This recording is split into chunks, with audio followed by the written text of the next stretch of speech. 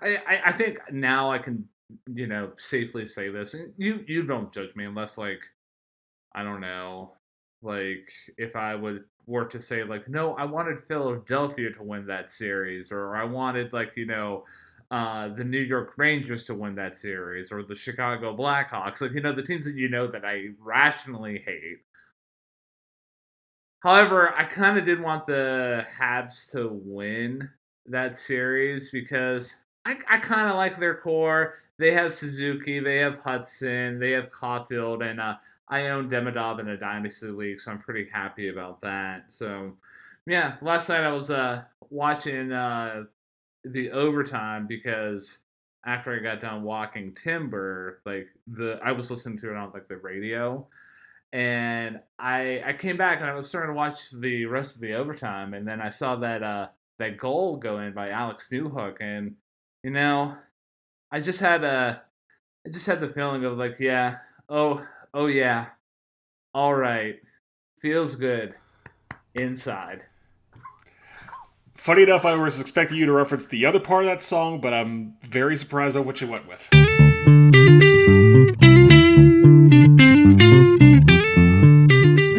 And welcome back, everybody, to the best music podcast on all sides of planet Earth. And, we don't even need to prove that anymore because we just are. This podcast is called Hey, Listen to This. And it is hosted by two nationally good looking men who share the same middle name. I'm the one. I am the only.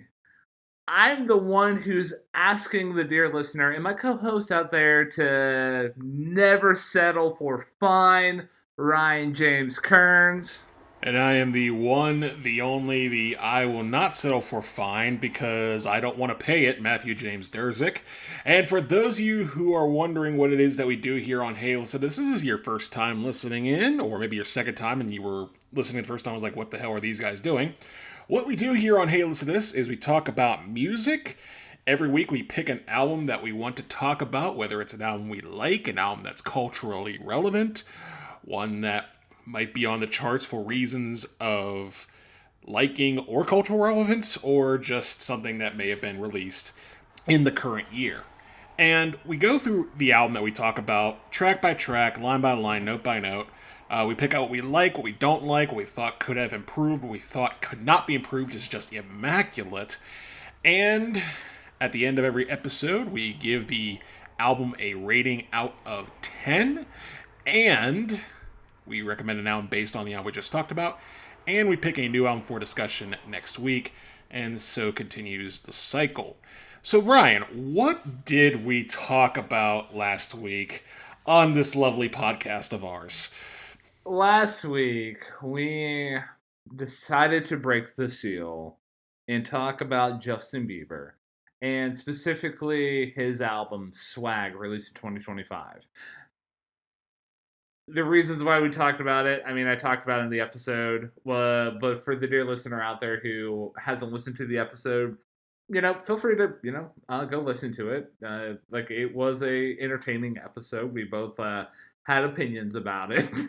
But yeah, like, the reason why we ended up talking about it was Justin had a pretty notable Coachella performance because instead of doing the traditional, like, oh, I'm going to get up on the stage and sing, he had like next to nothing in terms of like production value, and then he actually spent like part of his set like just cruising on his laptop, like looking at old videos. So yeah, and also I was like dying to know why the Grammys nominated that specific album for album of the year. I still don't know why, but like a little bit of a spoiler alert, at least about my opinion. But like like with any big pop release, whether I like it or don't, I'm glad that we had the opportunity to review it on our show. So I'm gonna flip it back over to you, Matthew. And post review glow, what are your feelings? What are your thoughts? Yeah, what are you thinking over there? Well, not to give too much away on my own end, but I'm like you. am very wondering why that album got a Grammy for Album of the Year, or a nomination, I should say. If it got the Grammy for Album of the Year, I don't think we'd be talking right now. I think I'd be in a institution. And I also don't know what seal we broke by talking about Justin Bieber, because unless we're talking about Alaska and Eskimos, I don't think any seal was broken. I think it's just a choice we decided to make. But yeah, for those who want to figure out just what our full opinions on Swag by Justin Bieber are, as Ryan said, you can listen to the episode, whether it's at the end of this one or right now. We're not going to stop you. And if you need instructions on how to do that, we will give them to you later on in the episode. Now, as we mentioned on the last episode, another bit of a spoiler, this would be the time where Ryan would ask me what we're talking about this week, but because of a wager we had made based on the Eastern Conference semifinals of the Stanley Cup playoffs of 2026 between the Carolina Hurricanes and the Philadelphia Flyers, I am not going to be doing that. I am once again going to be asking Ryan what it is we'll be talking about this week, because I have forfeited 3 straight reviews to him in a friendly wager. So Ryan, what is it we're going to be talking about this week? So, as a way to make up for the Justin Bieber of it all, I felt like one, for these next 2 reviews, like I had to throw up albums for contention that at least stood a chance with you enjoying it, because I didn't want to be like, well, hey, yeah, let's do a Pitbull album and then let's do an American football album, because that would have made no sense. But I decided to take the opportunity here with the next 2 reviews here to kind of do like a mini series. We've done mini series on this platform before, and this mini series is basically gonna have us answer the question, maybe collectively with our average scores, or we can answer it individually. What album from Weezer's catalog is the best? And if you were to ask any Weezer fan, they're going to name 2 albums specifically. That's their first 2 albums in their discography. The Blue Album, released in 1994, self-titled for those of you who are a little bit of a purist, a snob, a music snob. And also the other album up for contention for their best album of all time, 1996's Pinkerton. So Matthew chose the color blue at the end of last week's review. So officially, we are covering the Blue Album by Weezer, released in 1994. Now, the dear listener out there, if I don't know how popular Weezer is nowadays, because I would almost throw them in the bin of classic rock. Because if the Foo Fighters are kind of considered classic rock, Weezer should definitely be considered to be classic rock that's releasing albums nowadays. But for those of you who are just I don't know much about Weezer, or I only listen to Rap Caviar on Spotify, what is a Weezer? Well, I'll do my best to do an overview and then talk about my thoughts and feelings about the band, and Matthew will do as such. But yeah, so Weezer is an American rock band formed in LA in 1992. A little bit of backstory of how they formed, and what led them to release their album that we're talking about here today. It all starts with the main man himself, Rivers Cuomo, lead vocalist and guitarist for the band. He moved to LA from Mansfield, Connecticut in 1989 with, and he also had his high school metal band move with him, which was an interesting detail. That high school metal band was called Avant Garde, which was later renamed to Zoom. Oh man, high school band names, aren't they the best, man? So, shocker, this group wasn't Weezer. That group disbanded. So after the band broke up, Rivers met drummer Patrick Wilson, a native of Buffalo, New York, and moved in with him and Wilson's friend Matt Sharp. So, around this time, you got to think about Rivers Cuomo moving to LA from Mansfield, Connecticut, um, with his high school metal band. They thought they were going to make it big, but then they broke up. And then he meets these other guys. So he moved, Rivers moved away from metal influences and explored alternative rock influences, such as. Think about this. I'm gonna have you take a guess at three bands that they were influenced by at the time. Keep in mind, 1989. What three bands were probably the most influential around this time in terms of alternative rock? Three. See, here's the thing. I did a little bit of research on the bands that Rivers Cuomo was actually influenced by, but instead I will play along and figure out some of the three um, alternative rock bands that were hanging around the LA area. Um, let's see. I'm gonna go Pixies. I'm gonna go. You know what? Screw it. I'm just gonna say the other two: Velvet Underground and Metallica. So, Pixies were the only correct band out of that list that I had listed here. So in terms of the alternative rock influences that he was exploring at the time, Nirvana and Sonic Youth were the other bands listed there. So, but I mean, there is a song later in this album here that was inspired by the Velvet Underground, but we'll get to the Sweater song when we get to it. But so Rivers and Patrick Wilson decided to form a band, and that band was called Fuzz, and they also enlisted the services of Scotty Chapman on bass. Well, hi Scotty Chapman. Bye Scotty Chapman, because he quit after a few early shows. So the band reformed as what name? Matthew, you want to take a random stab here? Because this seems fun. I'm gonna say that doesn't seem right, but I'm gonna go with it anyway. Mutt. Incorrect. So the band reformed as 60 Wrong Sausages. The 90s, man. They were a fun time. So they formed that band with Rivers' friend Pat Finn on bass and Jason Cropper on guitar. But that band also disbanded soon afterwards. So, Rivers decided to take a move from LA to Santa Monica and recorded some demos. And these demos included future Weezer songs, including The World Has Turned and Left Me Here and Undone, the Sweater song. Two songs that we're going to be talking about here today. So after hearing these demos, Matt Sharp was enthusiastic about them, and he was just like, you know what? Hey, yeah, I will. I'll join you guys as a bassist, and I will actually be the de facto manager. So yeah.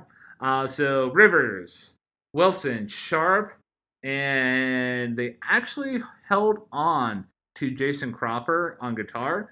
Formed Weezer on February 14th, 1992. Their first ever show was March 19th of that year. They took the name Weezer from a nickname Cuomo's father gave him, which was based on a character called Weezer, spelled differently than Weezer the band. And this character was from Our Gang short films. So Cuomo gave, around this time, Cuomo gave Sharp 1 year to get the band a record deal. He sent an ultimatum before he accepted a scholarship at the University of California, Berkeley. In November of 1992, Weezer recorded a demo. That demo is called The Kitchen Tape. And on this demo included a version of the future Weezer single, Say It Ain't So. That demo was heard by Todd Sullivan, not related to Mike Sullivan. I could be wrong about that. I don't know, but it's a pretty common name. So, and this Mr. Sullivan, he was an A&R man at Geffen Records, who signed Weezer in 1993. So yeah, that's in the their album that they recorded with Geffen Records and released was the album that we're talking about here today. So that's a little bit of a brief overview of what set the stage for Weezer, what their musical influences were, the kind of bands that they had. Apparently, Keanu Reeves had a band called Dogstar, which I'm going to have to look up afterward just to see. But yeah, before I give my backstory about Weezer, my thoughts and feelings about the group as a whole, I'm going to flip it over to you, Matthew. What is your relationship with this band? Well, I'm going to be a brutally honest man right now because, as some of you diehard listeners of the show may have realized, my backgrounds from music I listened to growing up stem from a few places, such as oldies that I had heard on the radio, or country music that I heard on the radio, or pop songs that I would hear via either going to school or from my brother who collected the, now that's what I call music CDs here in the United States. And on one of those records, I want to say it was either 15 or 16, released in the mid 2000s, so we're jumping ahead a little bit here, was The Tale of a Man. And this man, where he came from wasn't all that great. His automobile was a piece of crap. And thus was the first time I was introduced to Weezer through the song that everybody loves in their discography. Every last Weezer fan can't get enough of this song, called Beverly Hills. I am speaking very tongue-in-cheek, by the way. Pitchfork exists. Go check that review out. But yeah, I remember hearing Beverly Hills. I'm thinking, this is a nice, catchy little fun pop tune that's, kind of mocking itself and very upbeat, has a big chorus. It's like, okay, cool. And then I never really thought about Weezer again for a long time. Because Weezer was one of those bands where I would always read about them in Rolling Stone. Like, whenever the Red Album came out, I, read about their review of the song Pork and Beans. And then some sequent releases came out, and I would be kind of like, okay, so that band that did Beverly Hills is still doing things. That's pretty good. And then realizing, oh wait, they actually did stuff before that, and it's highly critically acclaimed, such as the Blue Album. And that's how I found out about the likes of Buddy Holly, for example, and Saying Ain't So. But I never really gave that album a proper due listen until this one. In fact, again, not gaining any credit with Weezer listeners when I'm about to say, the only other album I think I can say I definitively have listened to from Weezer front to back before this episode was the Teal album. And for those who don't know, that is an album strictly of covers where a white rock band from Southern California decided, hey, let's cover TLC. And I'm just like, okay, hold on. What is this? And so my curiosity got the best of me. Took a listen to that album. Thought it was alright. Liked the Africa cover. Kind of shelved it. And yeah, that's pretty much my backstory about Weezer. The only other thing I know about them is that they're one of those bands, perhaps the band, where trying to get a massive consensus on who they are and what they do and how they should be appreciated is like trying to solve calculus blindfolded, because for whatever reason, it feels like they are the band that somehow has elicited more bad press for themselves from outsiders than any other. Not to say in a sense like Jet, remember Jet?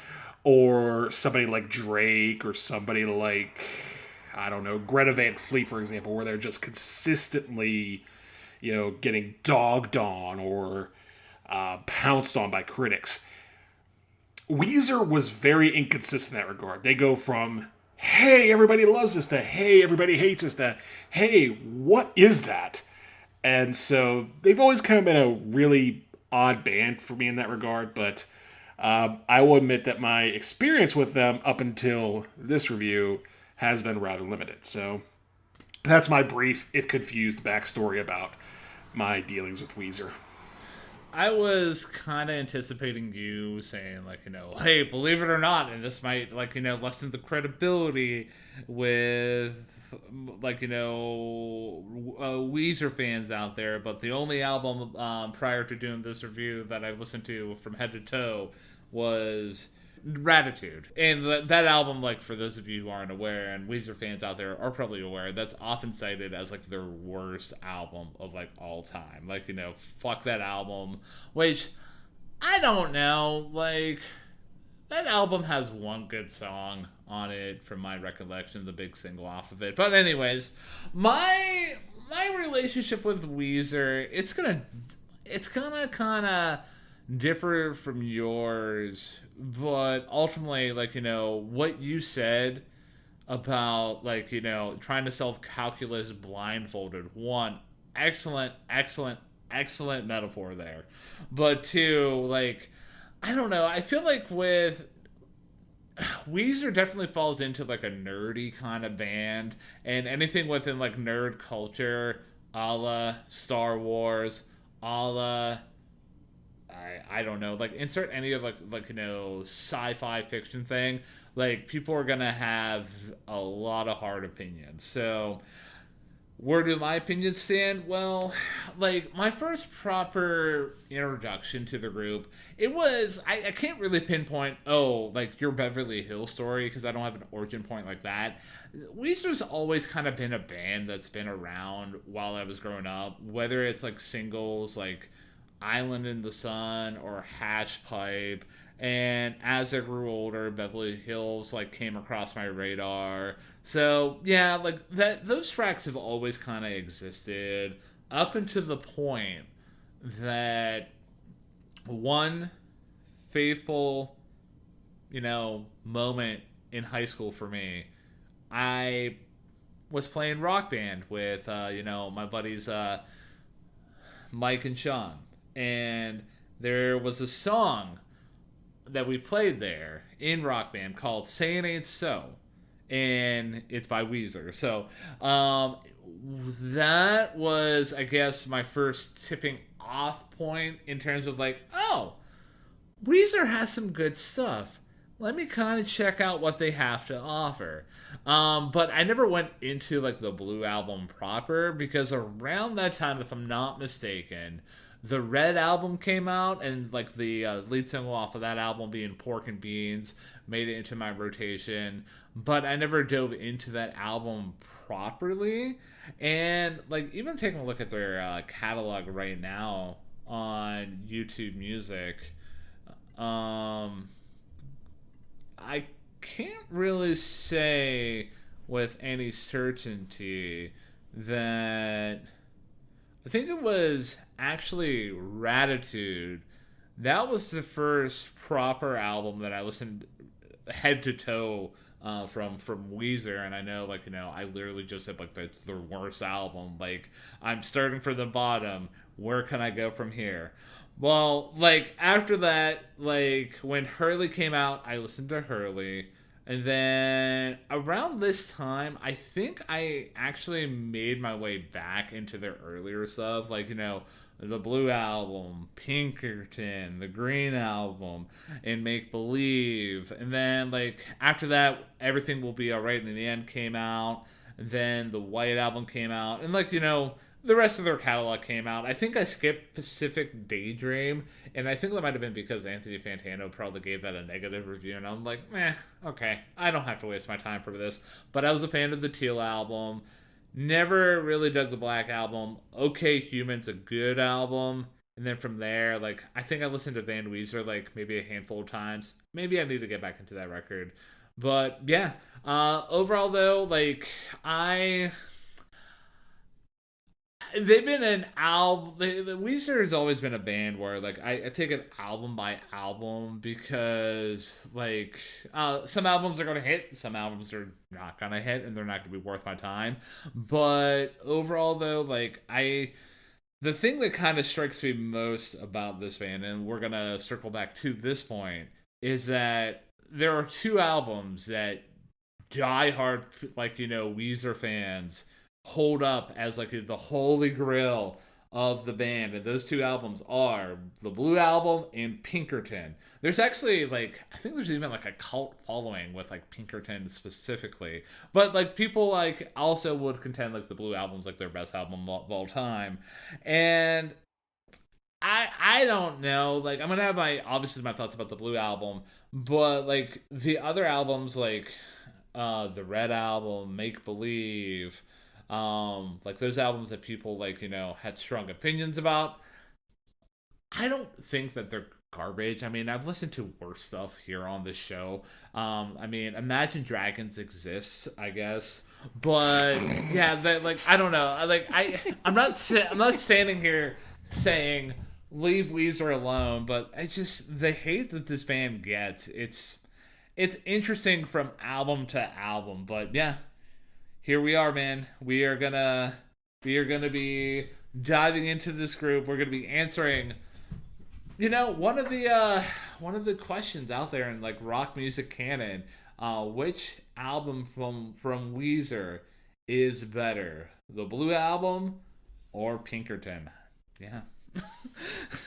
Yeah, man. And furthermore, I think what's you talk about the hate that Weezer gets. It feels like most of that is generated from within. And what I mean by that is that it feels like Weezer fans are the most volatile towards Weezer, because this is not a band that's on the same popularity plateau as other bands, like you mentioned Imagine Dragons, or even Nickelback, or Metallica, or Green Day, for example, or Jimmy Eat World. Like, yeah, maybe Jimmy Eat World's probably a solid comparison, but the point being that they're one of the bigger names in rock. Like, people can recognize, oh, Weezer, that's a band. But then you ask them, okay, name a Weezer song. Some might say Buddy Holly, some might say Beverly Hills, some might give you a look like they just saw a pair of headlights. So yeah, like it's a very volatile weed that we're going into, but I'm excited about this, man. So I say we waste a little more time fearing for the comment section and dive into the first track off of the Blue Album. And Ryan, I throw it to you for My Name Is Jonas. And I'm carrying the wheel, man. So, yeah, with My Name Is Jonas, like, the first thing that kind of, like, caught my attention with this track is that guitar intro. Like, I would dare say it's an iconic, like, intro to, like, rock history, alt-rock history of, like, the early 90s, because you get that acoustic, like, guitar. And then I love how it leads to Rivers singing the opening bars of the song. And then you get smacked with the band in terms of like a wall of sound. And like it gets me every single time. Like if this was my alarm clock in the morning, I would be waking up every morning ready to kick some ass. So yeah, and then like with the song as a whole, you get that cycle repeated a few times in the verses, which I greatly appreciate. And then about halfway through the verse, things become a little bit more straightforward. The interesting thing I found out about My Name Is Jonas is like you're talking about like the opening song off of your debut album and like the early 90s. Yeah, you had some like alt rock influences, but you would still think it would still be in like standard like 4/4 time. No, ladies and gentlemen, this is in a 6/8 time signature, and I love that, man, because like it definitely gets this like more like I've kind of described this effect before, but for better for worse, like a bar sing-along effect, because you can definitely feel the swaying that's going along here. So yeah, it's just a really interesting songwriting composition choice, and the bridge in the song building into the instrumental break was executed very well, because you get the vocals like chanting "the workers are going home," like ad nauseum, and it just leads into like an instrumental break where they're just jamming. Like there isn't just like a lead guitar like going out there like doing crazy stuff. Like you can just really feel like these are just four dudes in a room just jamming. And then an interesting detail that I found in the outro of the song, you get a harmonica. Like I thought that was a pretty nice touch. So moving away from the songwriting composition aspects of the song, the lyrics are very good. Very much you get themes of like childhood nostalgia. And the lyrical highlight I had here with My Name Is Jonas was found in the second verse, where you get bars, tell me what to do, now the tank is dry, now this will is flat. So, like, with this song here, like, I kind of took it as, like, Rivers trying to pivot from, like, childhood into trying to become an adult. And like with that bar there, like hey, tell me what to do now that I've tried everything. Like can't go any much more forward. So I thought that was pretty cool. Some details about the song. The song is about Cuomo's brother, Levi's, and a car accident that he got into. Patrick Wilson said this about the song. It's a version of Weezer I really enjoy. It's very melodic, but not formulaic. I remember being in an apartment and our guitar player at the time, Jason Cropper, had an acoustic guitar. He just started playing this little riff, just started messing around, and I heard it and thought, what is that? So I got a 4-track, recorded it, laid down all the music and gave it to Rivers. He added the end part with the climb on the guitar, and I was over the moon, and I just loved it so much. So, you know what? I'm right there with Wilson with this song here.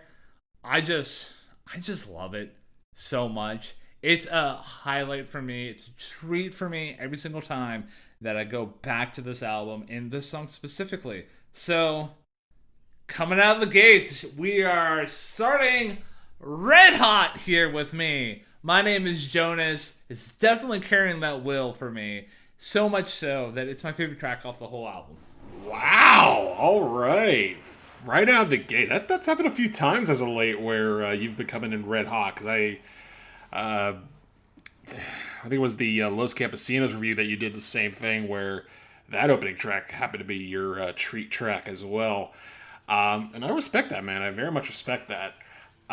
My thoughts on My Name Is Jonas, I totally agree with you that the way that this album starts with the styles clashing as they are, because you get the acoustic guitar and then you just get that bam, bam, bam, bam, bam, bam from the band where it's just slashing power chords right in your face. Very unconventional, and especially on top of that waltz beat that you mentioned where it's in 6/8 instead of 4/4. Very, very unorthodox opening. And I'd like to take a moment to talk about Rivers Cuomo's singing. It's very heartfelt and raw. Like, he's not polishing himself. He's not a capital S singer. He's just a dude who wants to sing. And I respect that wholeheartedly. It's a very honest vocal. It's a very powerful vocal. And the way that the harmonies work on this song work very well, too. Obviously, a voice like Rivers might, your mileage may vary. You may be more into capital S singing. But for an album like this, it's dead on the money. Lyrically, you mentioned about how it mentions a car crash that his brother was in. What I found interesting about these lyrics is how it describes a lot of scenery.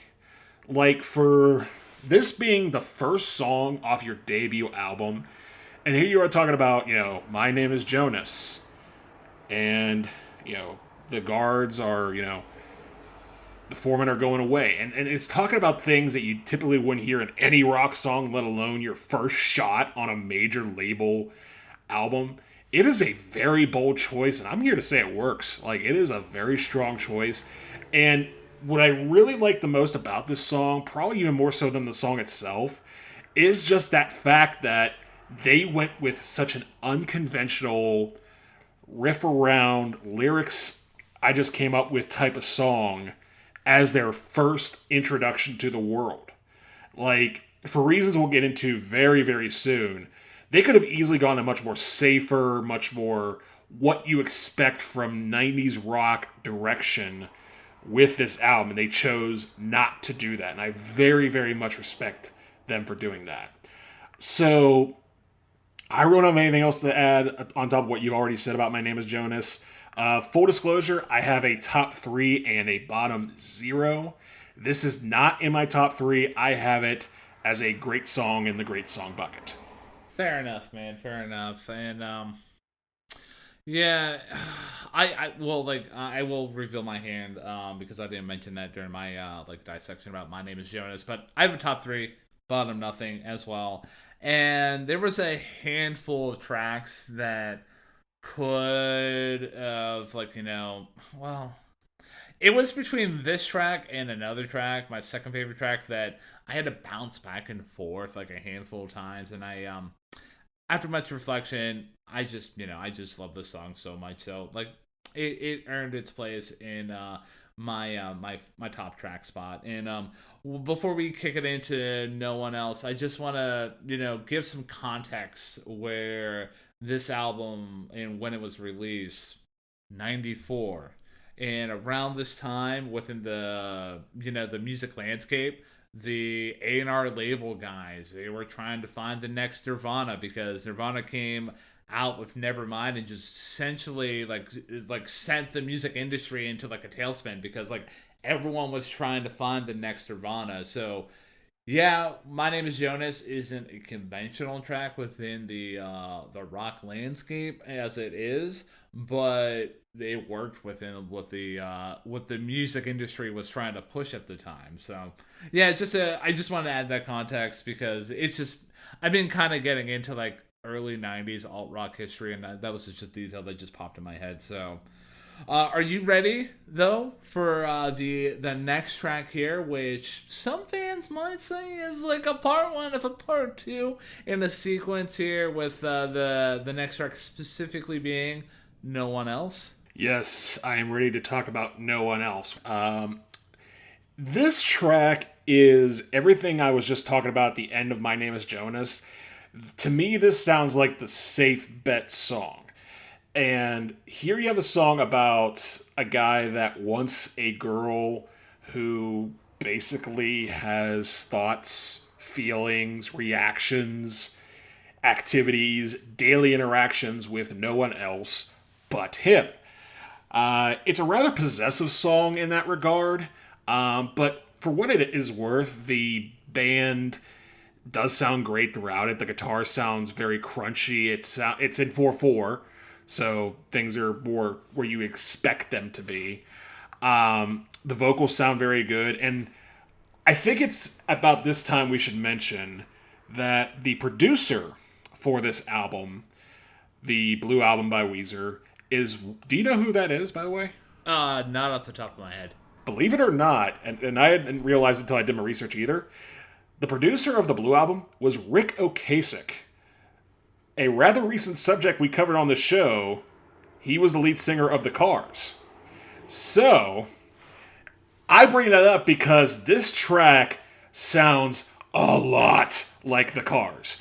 Because not only do you get the subject matter, which is somewhat reminiscent of a My Best Friend's Girl, or maybe You're All I've Got Tonight, where it's very sardonic in its way of dealing with a relationship, but the harmonies and the driving beats, more so, I think, are reflective of them turning to Ric Ocasek being like, okay, so we got this song here, what would you suggest we do? Because I can hear cars like harmonies, cars like beats, cars like tempos all over this song. Now, is it so Cars that it sounds exactly like the Cars? No, it doesn't, because Weezer is still Weezer. Rivers Cuomo's voice is not that of Ric Ocasek's or Benjamin Orr for that matter. But I do hear so many different elements musically of the Cars on this song.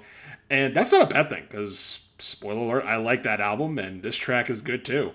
Not so much that I'm going to put it in my top 3. I'm going to put No One Else probably in the good song bucket.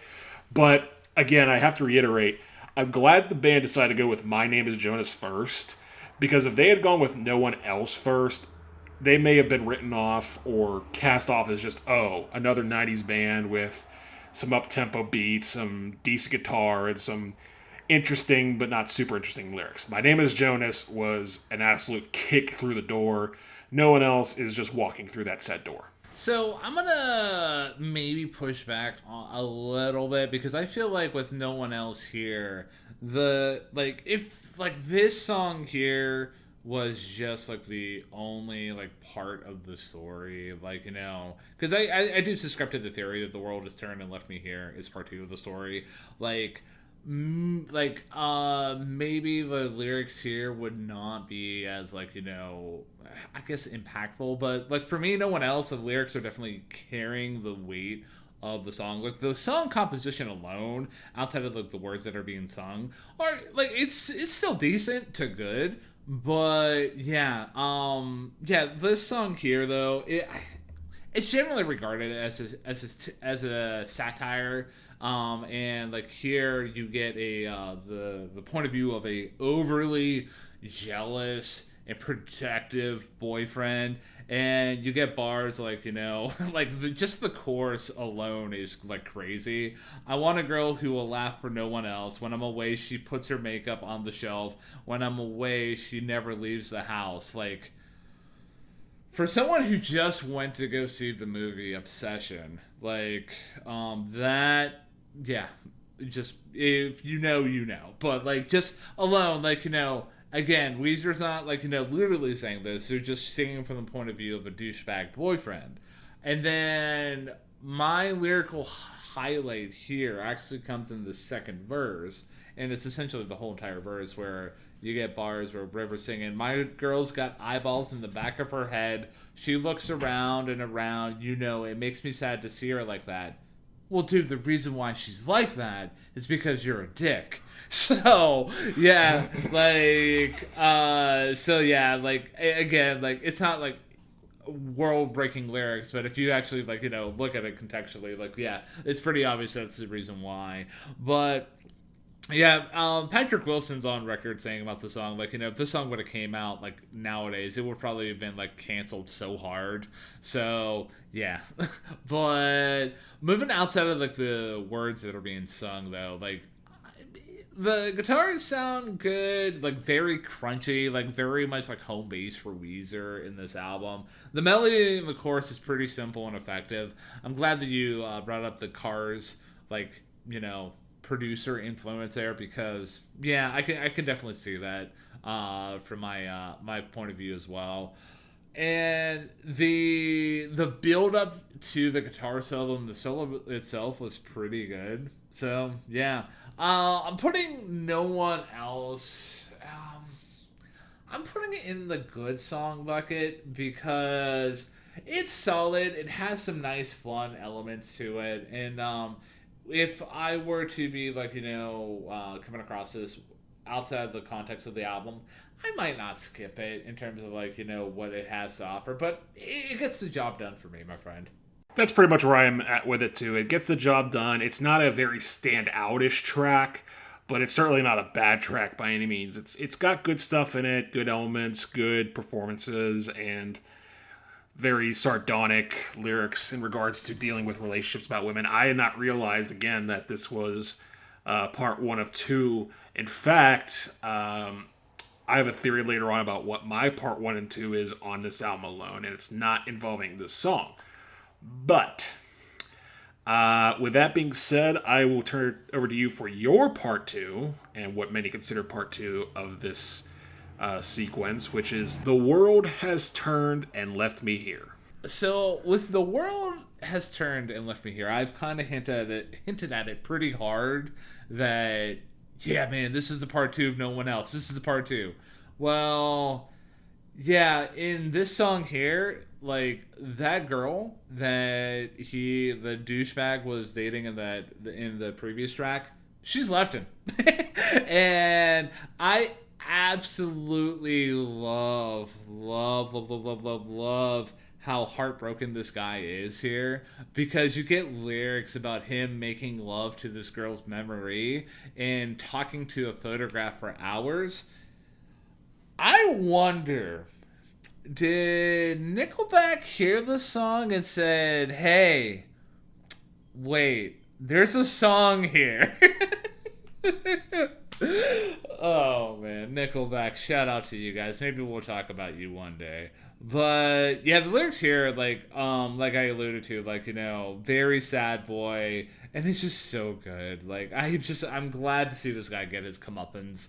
But yeah, outside of the lyrics, though, the groove on this track is really, really solid. Like, I very much appreciate the switch up here because, yeah, pretty much for the first couple tracks here, we've got like straightforward, rock stuff. Yeah, My Name Is Jonas had the swinging kind of feel, but here it's just more of a groove kind of vibe kind of track, and I did appreciate that. Solid guitar solo, for sure. This solo plays with the melody pretty effectively, so I very much enjoyed that. The outro of the track is a highlight for me. You get the dueling vocal lines where River keeps singing, he keeps asking. Let me pull up the bar here. Do you believe what I'm singing? What I sing now? And he keeps you get the back and forth, and that question repeats so much that it actually becomes the main vocals left, and then you get the instrumental outro echoing the melody of that line. And whenever you get that kind of thing within music where you have a backing vocal overtaking the main vocal line and you have the instrumentals echoing that melody of that backing vocal, dude, that's just pure bliss for my ear holes. I love that so much. So yeah, I really don't have too much else to say about The World Has Turned and Left Me Here. I'm putting it in, I guess, due to that outro, the great song bucket for me, because it just works so well, and it works so well as a part two to No One Else for me. So, with my thoughts on The World Has Turned and Left Me Here, I am in wholehearted agreement with you. The lyrics on this track are so incredibly heartfelt and deep, and they're very touching in conveying that sense of loss, that sense of just an obsessive part of you obsessing over something that's no longer there. And that line you mentioned about, I'll just read the lyrics verbatim. I just made love with your sweet memory 1,000 times in my head. You said you loved it more than ever. You said you remain turned away, turning further every day. Dude, that's just some hardcore poetry there, describing just how frustrated and upset that he is over this. And again, it's fascinating that this is considered a part two. I could see it now. I could see this being the part two to No One Else. I would actually say this is the part one of something that we'll be talking about a little later down the road. But what makes this track so interesting and maybe a little bit of an unfortunate note is that musically, I would say it's probably just as straightforward, if not more straightforward, than No One Else. You mentioned the outro, and I do agree with that, but throughout the majority of the track, the band's good. Their guitars sound good. They sound mopey in the right ways. Cuomo's voice sounds mopey in the right ways. The harmonies, I do agree with you, and the singing in the round that comes down later is just very good. But it did feel like, aside from those, nothing super stood out to me. If you took lyrics like this and gave them to a band I don't know, Queen or Jellyfish or My Chemical Romance, they could have turned this into a 10-minute operetta of just pure insanity and flash. But it's in Weezer's hands, and they do a very, very good job with it, and I do not begrudge this track anything for that. So I'm going to go one step down for me on this one. I'm going to put The World Has Turned and Left Me Here. You know what? No, I disagree with myself. I am going to agree with you and put The World Has Turned and Left Me Here in the great song bucket, strictly for the beauty of the lyrics. Fair enough, man. Fair enough. And I absolutely love the the pivot there. You know what? I'm gonna disagree. No, I'm gonna disagree with myself here. Like, oh man, I love that back and forth there. But yeah, I'm curious to see what you got cooked up in terms of like a theory that you have later on in this review here. But yeah, next track's Buddy Holly, man. It's all yours. Thank you, good sir, Buddy Holly. And I think this is the one, or at least one of the tracks off of the Blue Album, which would be considered the quote-unquote big one, the big single. And it starts very interestingly because you just go right into the song. Like, you're not given an intro lick, you're not given a drum, you're not even given a 1, 2, 3, 4. It's just like, bam! Guitars, drums, vocals, everything. And I will say I'm not a huge fan of those opening lines. I feel like they're a tad on the clunky side. I mean, I get it. I don't necessarily hate them, but they do come across a little clunky, and I don't necessarily know if somebody like Rivers Cuomo should be saying a line like, why are they trying to front? But I will say, the rest of the song is quite honestly very, very good. Because it is a strong chorus despite how atypical it is. And what I mean by atypical is not how it sounds like a chorus, because it definitely sounds like a chorus. It pops off probably as good, if not better, than most of the other choruses on this album, with maybe one exception we'll be coming up with a little later on. But the rhymes in the chorus don't match. Like, you think about most pop songs or most pop adjacent songs, the chorus usually has a A-B-A-B or maybe an A-B-B-A rhyming structure. No, this is just, we, you, I look just like Buddy Holly, and you're Mary Tyler Moore. I don't care what they say about us anyway. I don't care about that. That's not your typical verse. That is very much just a statement set to a melody. But what a melody! Like, that is one of the stronger melodies, again, on the whole album. And it carries the song to the heights that it deserves to. And you get those little ooh-oohs of the pre-chorus that help set that chorus up. Like, it builds so well. And the bridge on this song definitely has a very nerdy 90s vibe to it that is going to push for other songs to rise to the occasion. Songs like, for example, How Bizarre or 1 Week, or I would even maybe say All the Small Things, putting that in that category of just parts of a song you would not expect in a typical rock song. I think this song very much opened the door for that in a lot of ways. The guitar on this song is very good, especially dig the solo. Synthesizers and keyboards are very good too, and Cuomo and the rest of the band are just doing a great job vocally again, just having fun with this track. And speaking of having fun, I would be remiss if I didn't mention the video for this song. Dude, this is such an intelligent and strong move by the band, because they decided to put themselves in an episode of Happy Days, which is, for those of you who don't know, there's a theory out there about nostalgia being based around 20 years' time. So they were going for the nostalgia of Happy Days, which was a 20-year-old show, focused around the nostalgia of the 1950s, which was 20 years before that. So they are doubling down on the nostalgia and lacing that with plenty of 90s irony throughout the video, and it just works so well. That being said, I do not have Buddy Holly in my top 3. I have it as a cut track, because not that this song is bad by any means. Like, it's a really, really, really good song, and I would say one that stands out, but I think the 3 above it stand out just a little bit more. But still, Buddy Holly, awesome track. Matthew Durza coming in with the spice, man. Yeah, one of the most iconic alt-rock songs of all time. You know, one of the songs that Rolling Stone named as one of the greatest 500 songs of all time. Matthew says, you know what? It's not even one of the best songs off the album, so take that, Rolling Stone. What do you know, man? But anyways, I totally respect your opinion, man. Gonna have a different take on it, though, obviously, because I'm a different person than you.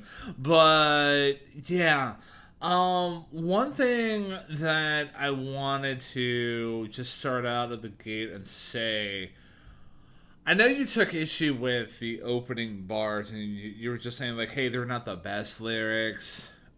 I feel like they kind of just set the scene for the whole song because for those of you who are not aware about the lyrics as a whole, or it's been a while since you've listened to Buddy Holly, first of all, pause this podcast right now, go listen to that song, come back. It's worth it. But if you guys don't want to just do that and you just want me to cut to the chase, like the opening bars are, "What's with these homies dissing my girls? Why do they got a front?" Rivers Cuomo, for those of you who aren't aware of who he is, he's a nerdy white guy. He's a nerdy dude.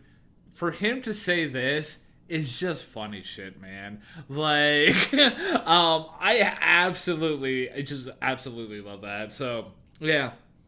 But outside of those bars in that moment, the guitars sound great. We're still in that very crunchy Weezer sound of the album. But the little details within the track here are pretty noteworthy. Like, you get a little bit of a trill after that opening bar, which I found to be a very nice detail.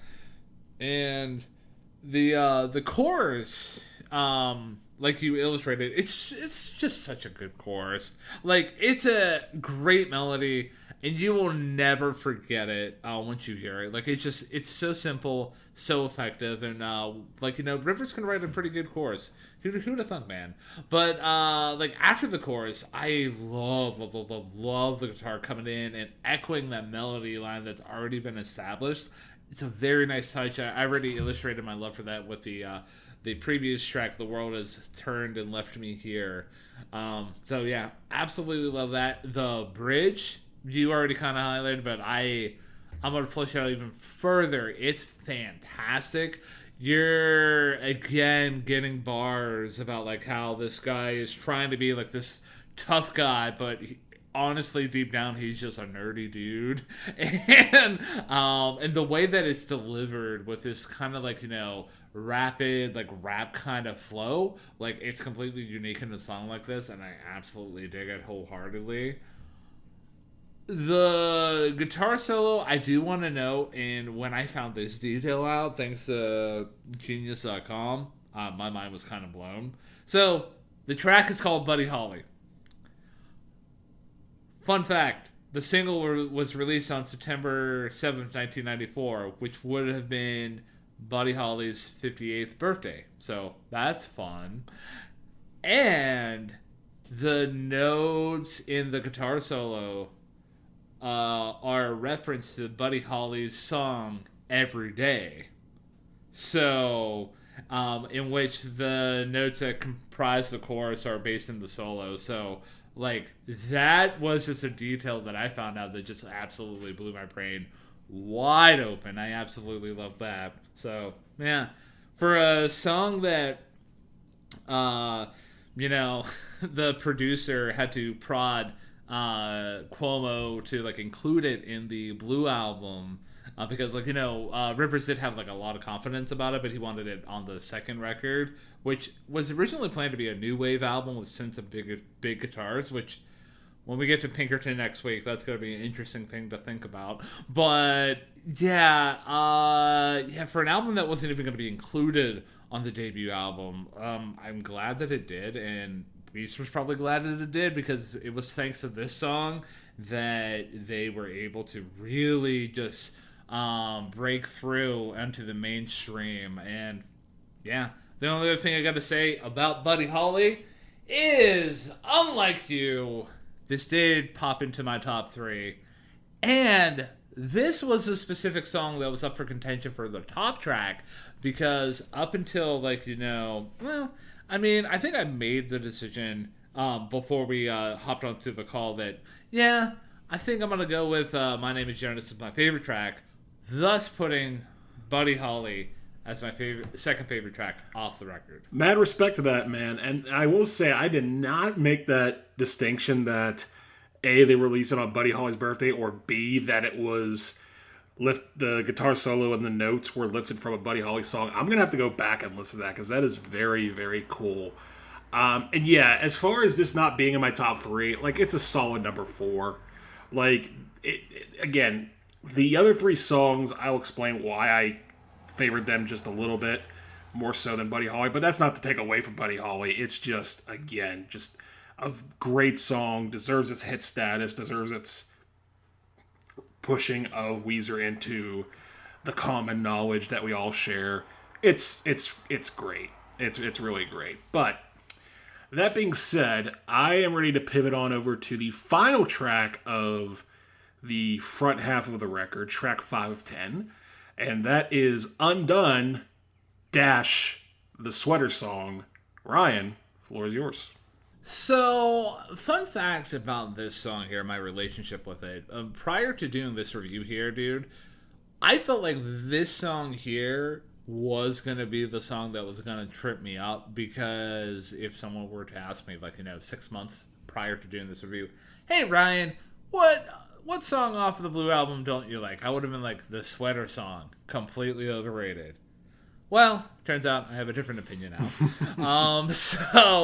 Earlier on in the review here, we were talking about like a song that was kind of like, inspired by the Velvet Underground. Well, we've arrived. I already kind of hinted at it at the time of the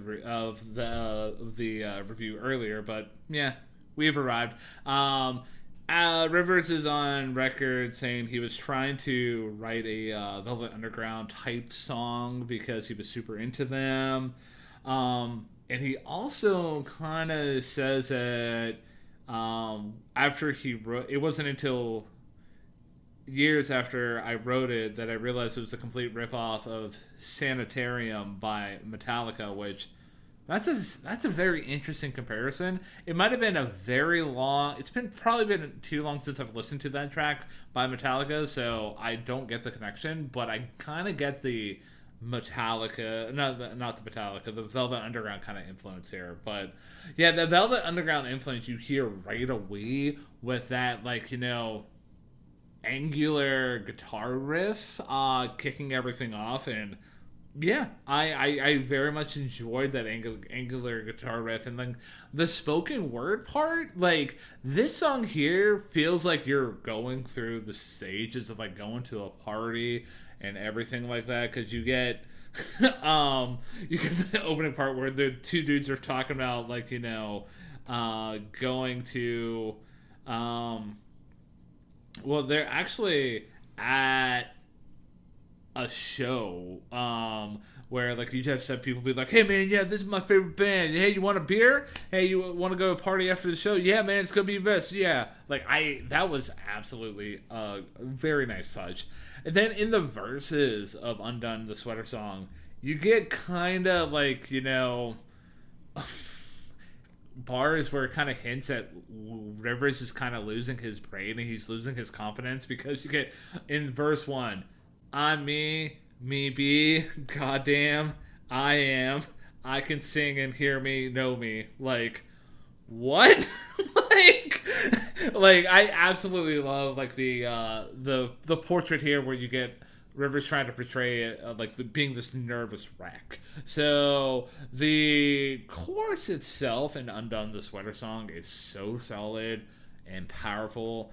Like I said, I used to hate the song because of the chorus, but now I kind of, like, turned around on it. Specifically within that chorus, you look at the chorus, the lyrics, if you want to destroy my sweater, hold this thread as I walk away. Rivers is on record saying he got this image from his professor's lecture in English 101 while he was in college in 1991. He has also stated elsewhere, I took typing, Psych 101 and English 101 that semester. It was my English class that I heard the analogy of an unraveling sweater. Dr. Einstein used the image to demonstrate the effectiveness of focused thesis statement in an essay. The thesis statement being, all I have to do is hold a single thread in your sweater and it will unravel as you walk away. So That's a fun little detail there. So, and like as the track progresses, you get more inclusion of spoken word stuff. It really makes you feel like you're at like a concert. So yeah, the guitar solo is pretty solid and enjoyable, and the outro is great. You get those dueling vocals working together so nicely, and also that build that you get during the outro is just so good. You get the band just building up in intensity, the vocals doing a line, and the instrumentals eventually just pick up for creating like such a nice ending. So yeah. That being said about Undone the Sweater song, we've entered into cut track territory for me. So my opinion, my relationship with this song has completely changed. Where this used to be my least favorite song off the record, to like it almost popped into a top three spot. So much so. So yeah, who would have thunk? I would have turned over a new leaf here with Undone the Sweater song. Yeah, it's definitely a song that I could see being polarizing because, again, it's not a very typical rock song. First of all, you mentioned the Velvet Underground influence. The track specific to that comparison is the Murder Mystery, which is the penultimate track off of their self-titled release from 1969, where they do a lot of the same sort of adding moment vocals of being at an event on top of the music. And we've heard songs like this too, where people have sort of impose like, hey, something actually is happening in real life while this music is playing. And it does work very well on this track, and it does just hit that, there's this sort of haze that's being portrayed here. And those lyrics, as incomprehensible as they may seem, I think definitely echo that vibe from Rivers Cuomo at the start.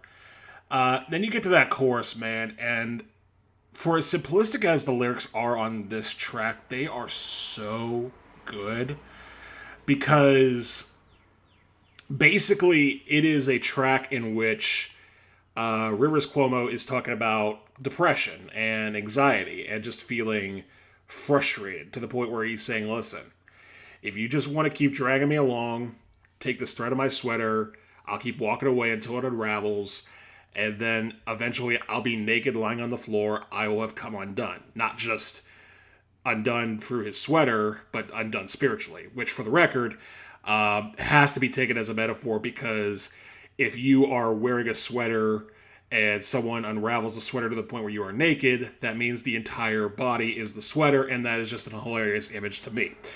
But all that to say, the fact that it takes a concept like that and just sort of very dryly, very in your face, the concept of confronting your detractors with that end result, it just hits so strong. Like, listen, you keep going, it's gonna get ugly. Like, that's just a very confident, very strong thing to say. Natalie Imbruglia would take this to bigger heights later on in the decade with Torn, where she herself would be lying naked on the floor. But in this song, it's just a very, very strong sentiment from a very fragile standpoint. The guitars on this track just crunch and power chord slash so awesomely. And for a song that's as slow as it is, I believe it's like 80 beats per minute. Like, it doesn't like have a whole lot of like pace or up-tempo-ness, but the beef of the guitars on this track, just the pure sonic unleashingness of this track just makes it so strong in that regard. And the vocals are great. The harmonies are great, especially whenever Rivers is sort of duetting with himself on choruses further on down. And the way that this song ends with that bizarre outro where it goes from the guitar solo changing chords about 9,000 times, the rest of the instruments just sort of slowing down to nothing, and then you get that like horror movie music piano at the very end, just sort of making you realize, hey, maybe in fact the antagonist has gotten their way and the protagonist has in fact come undone, and this is what coming undone sounds like.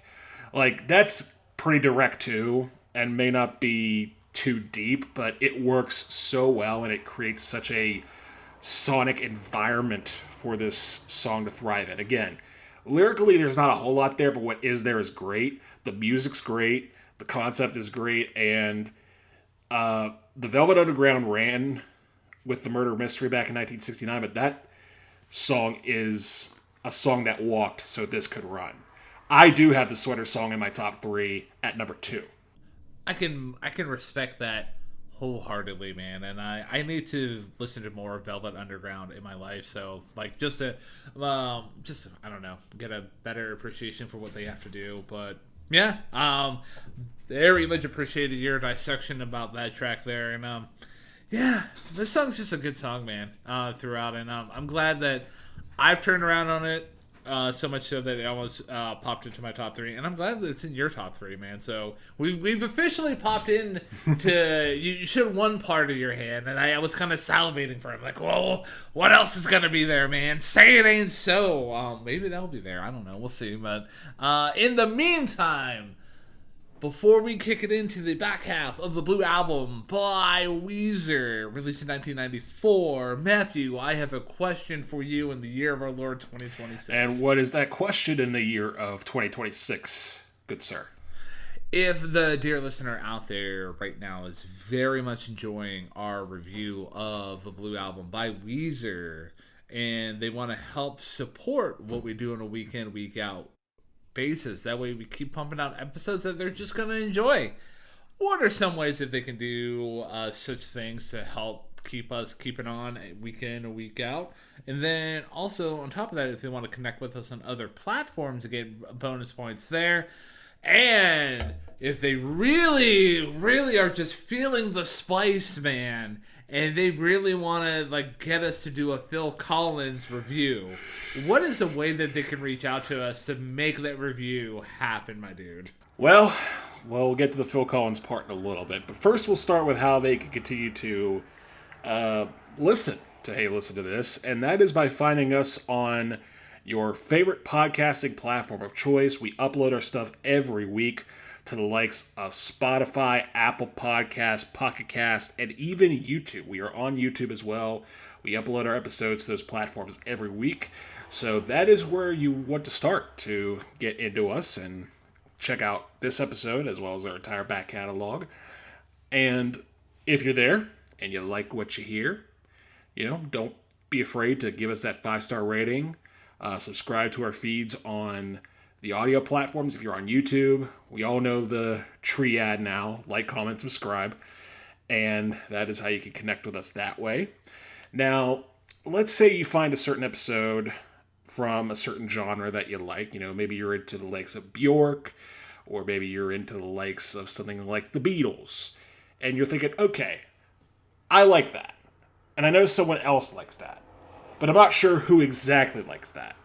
So I just want to cast this wide net and see what fish come in. Well, fear not, because we have places where you could throw those nets, and that is social media. We are on Facebook. We are on Blue Sky. We are on Threads. We are on Instagram. And if you're on any of those sites and you're looking for us, you can either type our name in, hey, listen to this, and find our icon with the blue background and the black microphone, or you can take the shortcut route and use our username, which is TTHeyListen. Again, that is TTHeyListen. That is how you can find us on any of our social media accounts. And speaking of TTHeyListen, if you want to reach out to us directly, but you do not know us directly, and you're chomping at the bit to get that Phil Collins review on, we have an email address that you can find us at and talk to us at, and that is ttheylisten@gmail.com. Again, that is ttheylisten@gmail.com. If you want to give us some positive feedback, some critical feedback, or Phil Collins or no Phil Collins, if you want to request an album for us to do in the future, that is how you can do it, because we've done listener requests in the past, and we would love to do that again. So just to recap, ttheylisten@gmail.com. ttheylisten is our username on the likes of Facebook, Instagram, Threads, and Blue Sky.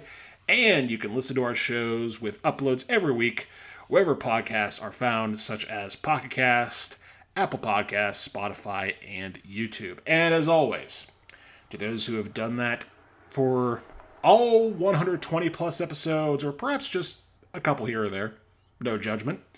Thank you. Thank you from myself and Ryan to you. Again, we are just two dudes who like talking about music.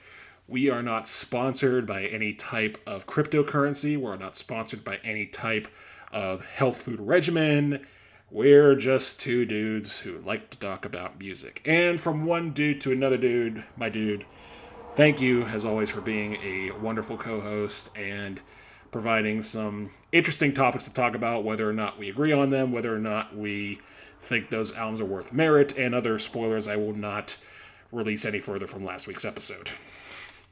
And the compliment goes right back to you, man. Like, for better or for worse, like, yeah, we have rough reviews as last week's review was, but then we have reviews like this week where things are a little bit more lighthearted, or we also have reviews where we're bringing a band that the other one has no idea about to the table, a la Toledo or Black Country New Road.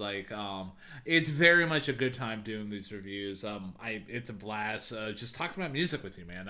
You definitely helped me improve as a music listener and a music critic, as weird as that statement is for me to make to me. But yeah, you definitely helped me up my music game, and yeah, ultimately it's just a blast talking with you about music week in and week out. Speaking about talking about music, I say let's just get back into this review discussing side B of the Blue Album by Weezer. And Matthew, if I'm not mistaken, you have the floor here with the next track being Surf Wax America. I do have the floor, and I will kick off side B with Surf Wax America. And this track is definitely more upbeat than the track that came before it, where Undone, the sweater song, was pretty much a downer, but with a lot of beef behind it. Surf Wax America is more of a, I wouldn't say typical, but very much more closer to typical sound for 90s rock. But it's still a rather atypical sound, because what you get feels more like a surf punk vibe than anything else. Like, this is definitely not something you would hear from Nirvana or Metallica or Pearl Jam or any other big bands that A, we've covered, B, were big in the 90s. And also, the surf punk is actually very literate, because this song is in fact about surfing. Specifically about a guy who surfs instead of going to a job. And it's weird how very, braggadocious he is about this. The line that stood out to me in this track is in the chorus, where he says, "When you're out of fuel, I'm still afloat." Like, basically, hey, you're just driving along in your car and going to work and spending all this money on gas. I'm just out here surfing and still afloat my board because I don't have to put any gas in it. Which in the year of our Lord 2026 feels. But that is, it's really not too much more below the surface than that, or at least I don't think it is. Ryan, feel free to counter me on that if you will. Sonically, it's very straightforward too, at least for the first half of it, at least.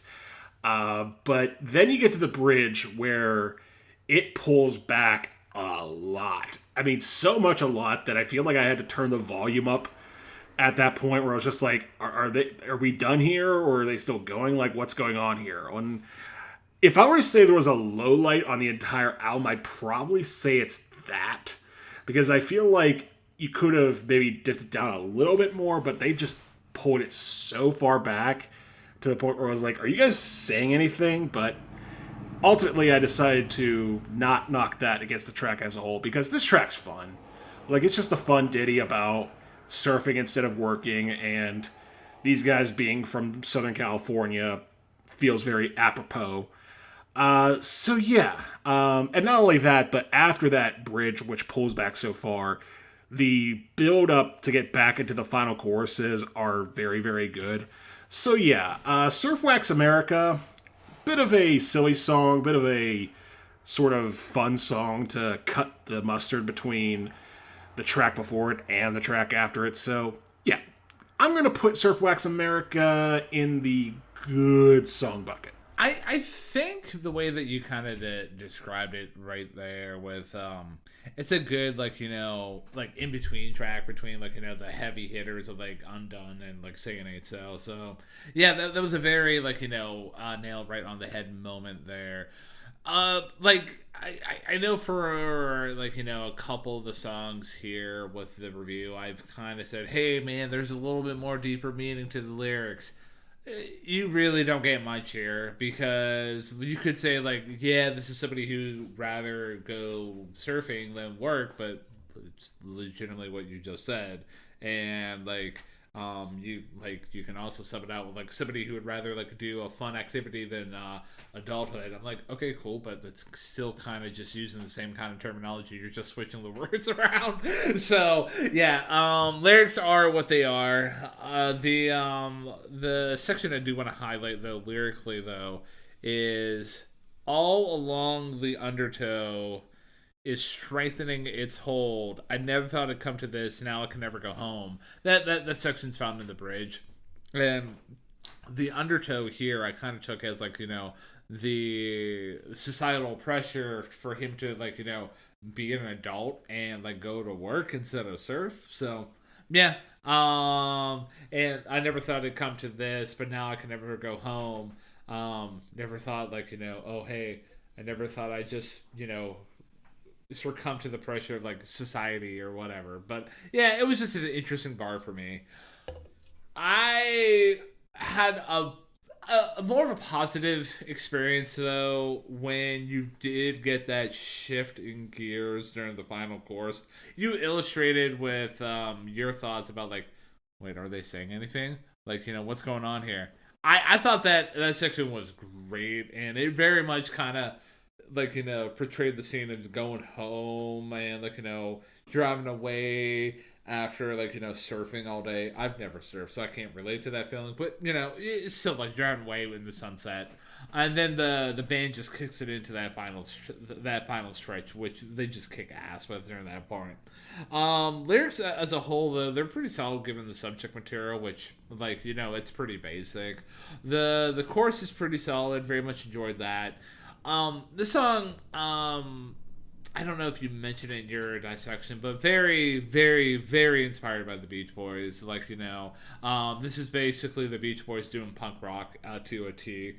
So, yeah. Apparently, Rivers was really into the Beach Boys at the time. So, yeah, he kind of tapped into that vibe a little bit, according to Patrick Wilson. And the little guitar riff that you get kicking everything off, it's pretty good. I very much enjoyed that. It was definitely a highlight off the track for me. And it does come up in several spots in the song. So it's like a melodic motif that is executed pretty well. So, yeah, with Surf Wax America, I'll put it in the good song bucket alongside with you. Like, it's a pretty good, like, deep cut off the record that I enjoy. Fair enough. And it is pretty, it almost seems too obvious that this was influenced by the Beach Boys because they were about surfing, the song is about surfing, but I will say, just as a little teaser, this is not the last time I recognized a Beach Boys influence on this record. In fact, until then, there were already a couple times I had realized it before I had realized that Surf Wax America was such a track, but we will get to those tracks when we get there. For now, we are pivoting to one of the other, if not the other big one off this record. Probably one of the more memeable songs of the last 20 years. Ryan, it's time to say our thoughts on Say It Ain't So. And what can you say about such a iconic song, man? Because, like, ranked number 10 on Pitchfork Media's top 200 tracks of the 90s, 72 on the Rolling Stones' greatest guitar songs of all time in 2008. Yeah, dude, like, what can you say about it? But I guess I'll have my take on it. So, yeah, that guitar lick that starts off everything is just perfect because like up until this point, and we're like over halfway through the album here so far, everything has been either at most you get with like the Undone Sweater song where things are like slowed down, but they still are like a little disjointed, or you get The World Has Turned and Left Me Here where things just groove. With Saying Ain't So, everything is just slowed down, and you really can sit in that feeling that the band's laying down on tape there. And it also starts with that guitar lick because he's like that lick is taking its time. It knows what it's doing. It's just so good. The minor bridge that you get after the first verse was an excellent touch because like you get bars in that first verse. Somebody's cold one is giving me chills. I guess I'll just close my eyes. And like you would almost expect to hear the chorus there, but then you just get Rivers being like, "Oh yeah, all right." So like that was an excellent touch. I very much appreciated that. The chorus though is just fantastic. Like it's a balls to the wall kind of chorus. And one little detail that I picked up in the chorus is I love how Rivers' voice fluctuates like he's a guitar. Like he's bending a note. I very much appreciated that. And it was like a nice little detail. Shout out to the bass player in the song too. Like I wax poetic about what the guitarist is doing, but the bassist is laying down such a great groove. Like very much was able to sink my teeth into that. And also another note about the chorus: the downbeats were just played so well. Like again, like I very much enjoyed the downbeats in My Name Is Jonas, but here it's they're playing the downbeats very effectively. And also, the bridge is very good, and one of the greatest things about the track. And for those of you who aren't aware about the bridge, Rivers writes a letter to his daddy, and like maybe the lead singer of Disturbed, like was listening to Saying Ain't So and said, hold on, that's a sick bridge. I'm down with that sickness. Oh wait, that's a good name for a song. So, oh man. But and also about that, like that bridge. Cuomo's on record saying the whole story was actually based on a misunderstanding. His dad never drank. He just posed for a picture looking like a gangster with a beer and a cigar. But he was a vegetarian and a Buddhist. So shout out to Buddhists out there. You guys are the real ones, man. But yeah, the guitar solo is pretty brief, but it's good and effective. The lyrics as a whole are really, really solid, and it's definitely going for that angsty, youth kind of vibe. Because like right before you get hit with that first chorus, you get the something is bubbling behind my back. The bottle is ready to blow. And I'm like, oh my goodness, dude. Like, slap me in the face with that moment, though. The only other thing I gotta say about Saying Ain't So is I hate to be such a basic Sam here, but I know what I like. And what I like is Saying Ain't So. So much so that it beat out 2 cut tracks here to pop into my top 3. And for those of you who are playing along at home, there's only one spot left in my top 3 of this review here. With that, Saying Ain't So is my 3rd favorite track off the record. So I'll start with agreeing with you about those guitars, man. What I love about how this song begins and throughout the entire song is how you go from the clean guitar of the opening and the verses to just that full on, again, just like My Name Is Jonas, that full on wang bang of the power chords in the chorus. And you mentioned that something's bubbling moment. To me, that was a perfect moment on this album, because not only are the use of dynamics on the song so present and perfectly executed in the music, they're perfectly executed in the lyrics too. Like the way that something's bubbling and the bottle's about to explode right before the chorus just full on force hits you in the face with that fish. Like it is so good. And it's funny you mentioned how this was not based on anything other than a misunderstanding because could have fooled me, man. Like, this sounds so real and raw in the moment. Like, the way he sets up that world where he's flipping on the telly and he's wrestling with Jimmy. Like, the way that it builds just sort of this innocent vibe before things boil over in the chorus, again, just works so well. And the way that that bridge goes from that open letter to his dad and just all that angst to that final, like, release at the end where it goes the yeah, yeah, yes. Like, that, like, dude, like, this song is, like, perfect teenage angst in song form.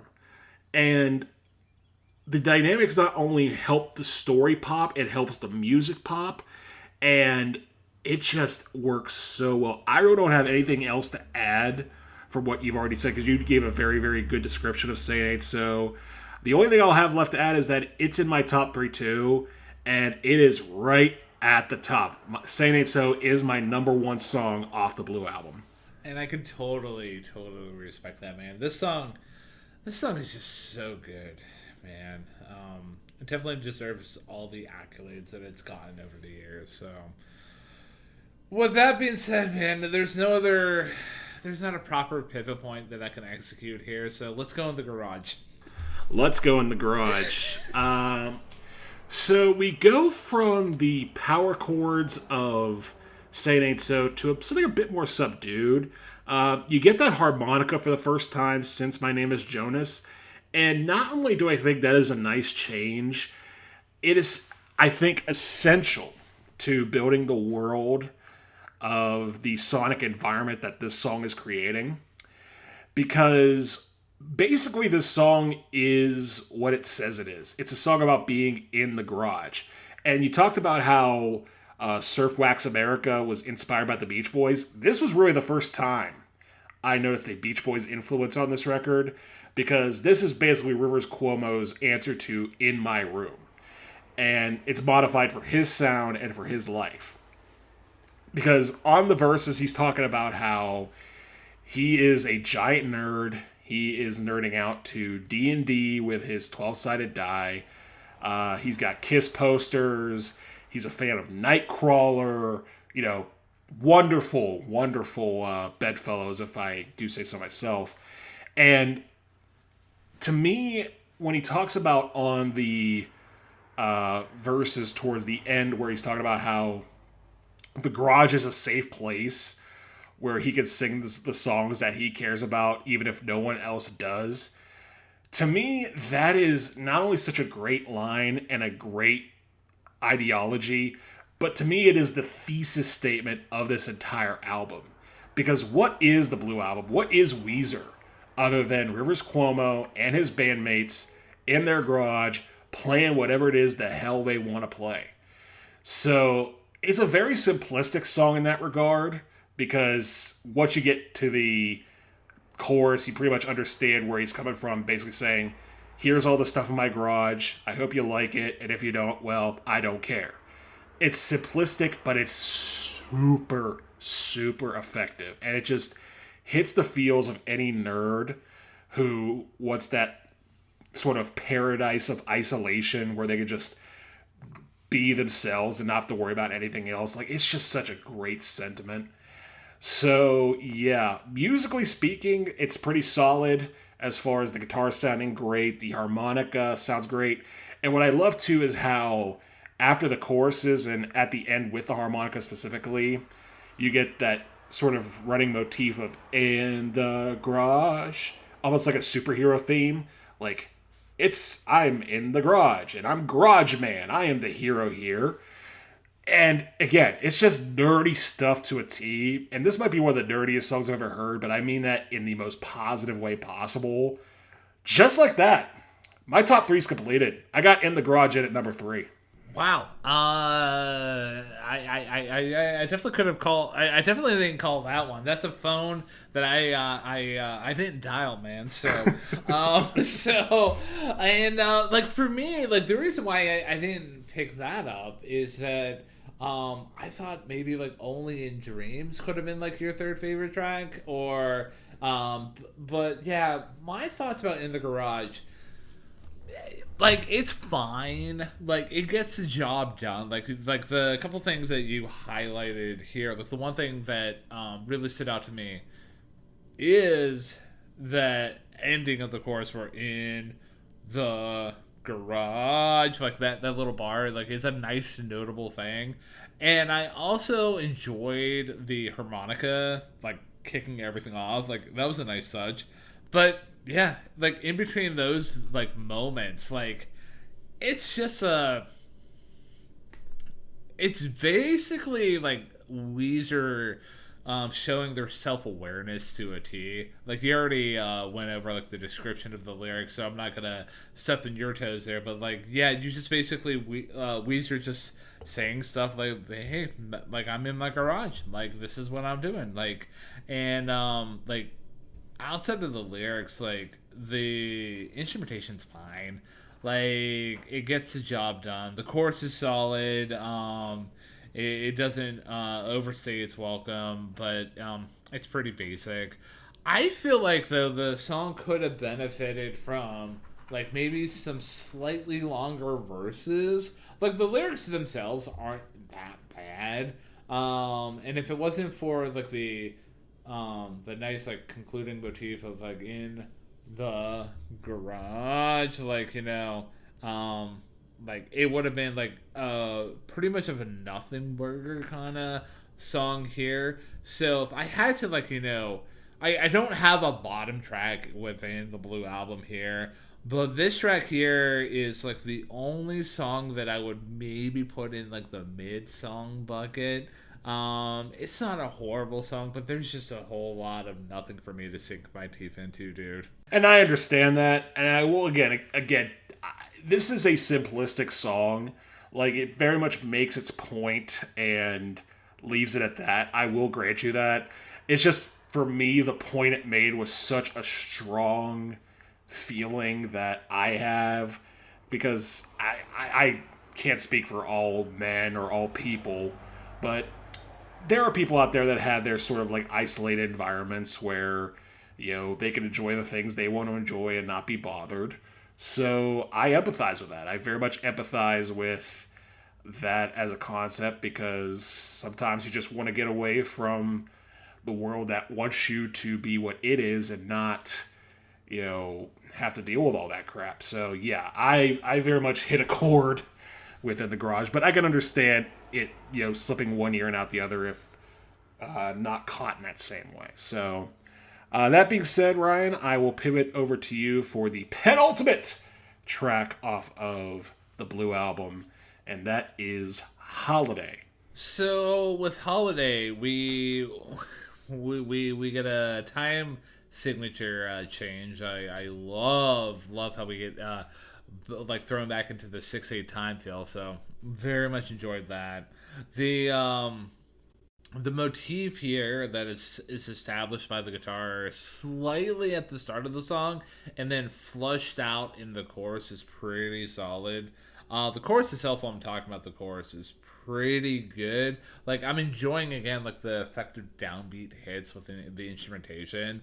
The the bridge though, like the bridge kind of came out of nowhere for me, but I very much like enjoyed the rapid shift into like a down tempo bass led groove because like this song could have easily just been like da da da da da da, like it would have been perfectly fine for me, but like for them to like hey, let's completely change it up where like we're almost stripping all the instrumentation away from it. But then like after that like shift that you get, the band does kick it back in to groove, and I really just love how they dig into the groove of this track here.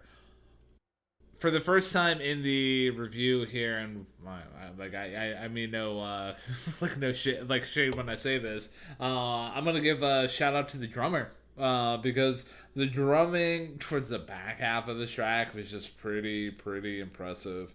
So yeah, the lyrics are fine. The song lyrically is like following the singer's desire to take a carefree, unplanned vacation. Probably inspired by the band being like signed and getting an advance. So yeah, this is pretty much their victory, thing. So yeah, I'm putting Holiday in the it's going in the good song bucket for me. Like, it's a pretty effective song. I very much enjoyed it.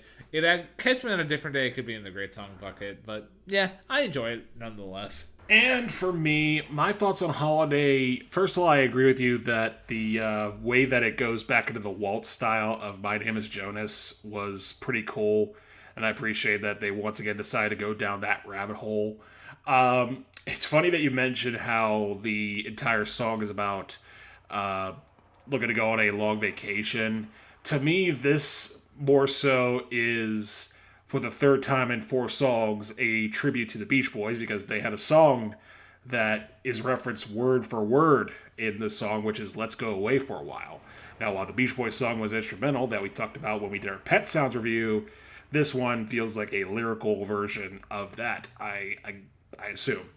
But what I really dug about this track were a couple things. First of all, that way that the chorus ends with the phrase of heartbeat and the harmonies going full force with that.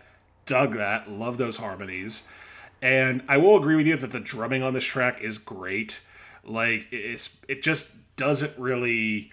the groove on this album throughout has been pretty strong, but here it feels like it is playing a bigger role in trying to keep the song at such a high momentum. And that bridge is just so weird. It almost reminds me of Sly and the Family Stone's Dance to Music in a sense, where you get those little vocal bass lines that go boom, boom, boom, boom, boom, boom, boom, boom. Obviously not exactly that. It was done better professionally. But for it to go to that and to build back into those final slashing power chords and the drums just really just pounding things out like sort of like, again, like they did on My Name Is Jonas. It just works so well, and then you get that final note of heartbeat. Yeah, this track is really good, and it's interesting enough that I'm going to say this is my other cut track off the album. Like, I was debating about whether to put this in great song bucket territory or cut track, and I'm going to go cut track because it's so infectious, and again, it's very simplistic, like in the Garage was, but whatever it has, it's just making the most of it. So yeah, I really appreciate this track a lot. I can totally dig that, and I think you're a little bit higher on the track than me, but yeah, it definitely gets the job done for me in terms of just being a good, effective deep cut off the record. I'm gonna have to listen to that Sly and the Family Stone track that you mentioned. I have a lot of required listening things to this review here.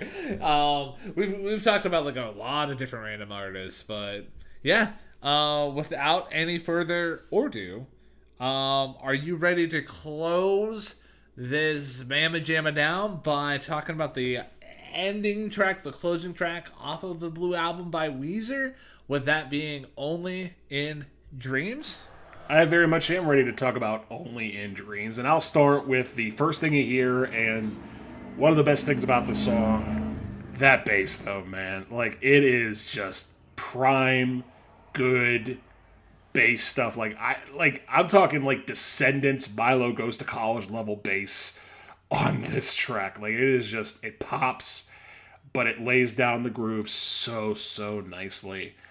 And then you get to the majority of the song, which, it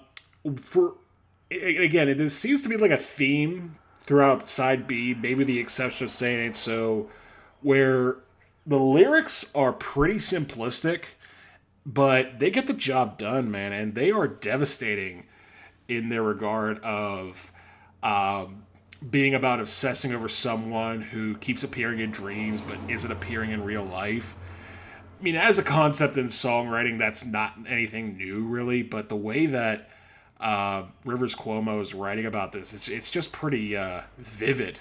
And to me, this is where I would say the part two to the song from side A being "The World Has Turned and Left Me Here." To me, this is part two of that. Because to me, I could very much envision Rivers Cuomo seeing that girl that turned on him in that song being the girl that he's dreaming about in this song. Because much like that song, there is a lushness, there is a beauty, there is a romanticism to those lyrics that seem to match that same sort of energy. Now, that being said, musically, I think the song's very good, and I definitely appreciated the extended bridge into the final crescendo at the end of the song, because this is the longest song on the album by a country mile. Like, it's almost 8 minutes long. And the way that the guitar solo heading into the final minute of the track just sort of builds and builds and builds, and everything just sort of keeps bubbling under and bubbling until that bottle finally bursts again, is just executed so well. But that said, I wish it was executing to a little bit more. Like, the payoff at the end of that crescendo just was kind of like more of it and doesn't really have a big finish. Not that this album had to have a big finish, but maybe a last vocal line or maybe a last sort of refrained chorus. Like, that maybe would have bumped this track up a little bit for me personally. But overall, the guitars sound great. Cuomo sounds great. He's very much subdued on this track, much like a dreamlike state. And yeah, I'd say this is a pretty solid closer. Ultimately, though, I'm going to have to relegate Only a Dreams to the good song bucket. And for me, I think I'm gonna start by just saying, like, with this song here, it definitely subverts the traditional trope of, like, oh hey, the geek gets the girl. Here, the geek doesn't. This is more of a probable outcome here, where, like, you just get lyrics about him dreaming and fantasizing about being with a girl. So yeah, I just thought that was an interesting flip narratively within this track here. The outro that you mentioned, where you wanted a little bit more of a pop with the end, or just a little bit more of a concluding thing, like it was missing like one final ingredient.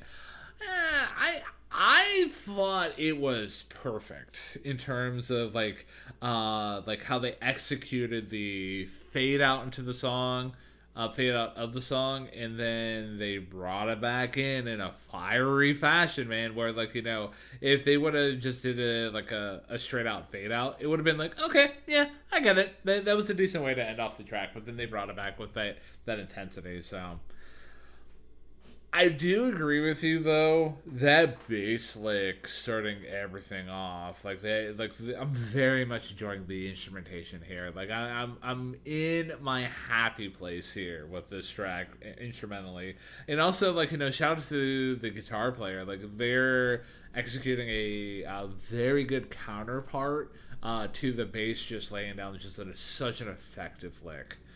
And also, I enjoyed the nice details that you get in the verses. Like, you get another use of competing vocal lines, where, like, the other vocal line is just basically mirroring what Cuomo is singing. The chorus is solid as a whole. Like, it's pretty effective. It gets the job done. The entire second verse is great, and it's my lyrical highlight. You get the bars where he's talking about walking up to a girl asking her to dance, and she says, "Hey, babe, I just might take the chance." You say, "It's a good thing that you float in the air. That way, there's no way I will crush your pretty toes into 1,000 pieces." Like, just talk about, like, being, again, like somebody who has anxiety and thinking like, oh no, I can't dance. I'm just gonna step on this person's toes. So yeah, that was just a nice detail, man. And yeah, dude, like I just absolutely appreciated the song so wholeheartedly. It was a nice. I guess I would consider this to be a deep cut off the record because, like, prior to doing this review here, I wasn't aware about this song. But yeah, I'm glad that I am aware about this song. So much so that Only in Dreams is the only other cut track I have off of this record here. It's just a fantastic song. I'm definitely going to be going back to it. In terms of like when I do repeated listens of like the Blue Album, I'll be looking forward to it every single time. Yeah, and to me, this is very much a solid ending, and I do like your analysis that this is much more of a subvertive way to close off an album, because we've had songs that have sort of been the big finale, whether it's Spilt Milk or Abbey Road or allegedly The Life of a Showgirl, although they did not stick that landing. See what I mean by that by clicking on that episode. But yeah, Only in Dreams is a very strong track in regards to presenting what it is. Again, it feels weird that it's at the end, but at the same time, it's just a continuation of the story. Life goes on, and much like that, the career of Weezer went on for a long time and still does to this day after this song was concluded. With that being said, Matthew, we've concluded talking about Only in Dreams. So the dear listener out there might have noticed that coming into this review, we had a total of 10 tracks that were on the horizon. They were up. 10 tracks have been since been smacked down. So, and also can't forget about those scorecards. And those scorecards have been filled out. So there's only one thing to say about this review here today. And that thing is, we did it, man. We did indeed do it. We took a trip back into 1994 and we discovered what all the hype was about the Blue Album by Weezer. So I'm going to let you go first with your overall rating and just your overall thoughts about the record. I'm just curious to see what your take is on it. Thank you. I will go first about this. So, my overall thoughts on the Blue Album. We've talked a lot in this episode about context, and I think that is one of the biggest things I've taken away from this album.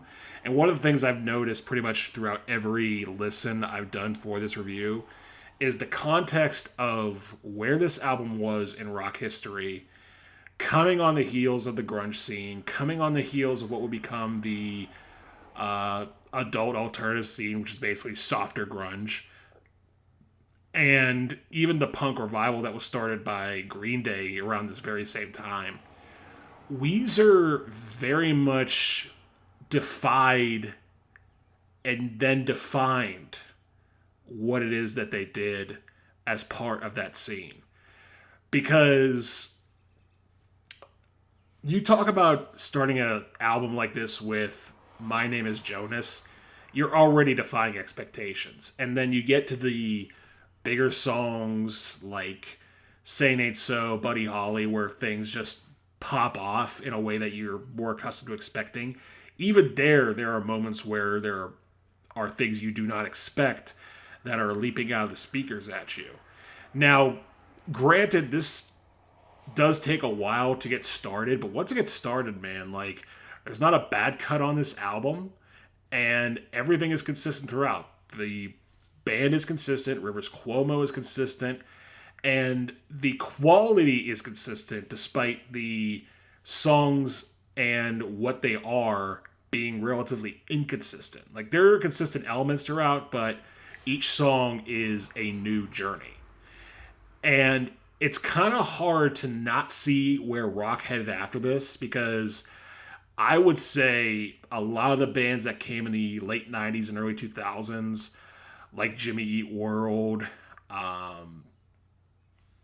another band that I'll be mentioning here in a little bit, like they took inspiration, maybe not directly, but indirectly from this album. This album opened the portal for the nerds of the world and the rock and roll DIYers to just go out there and do whatever the hell they want. And I very much respect that.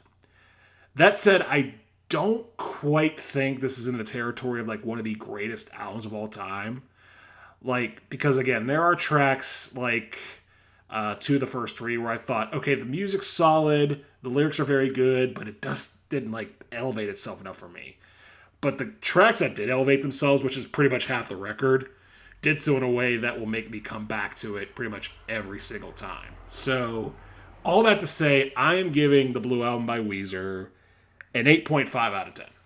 And for me, my overall thoughts about the Blue Album, loved your overview of it.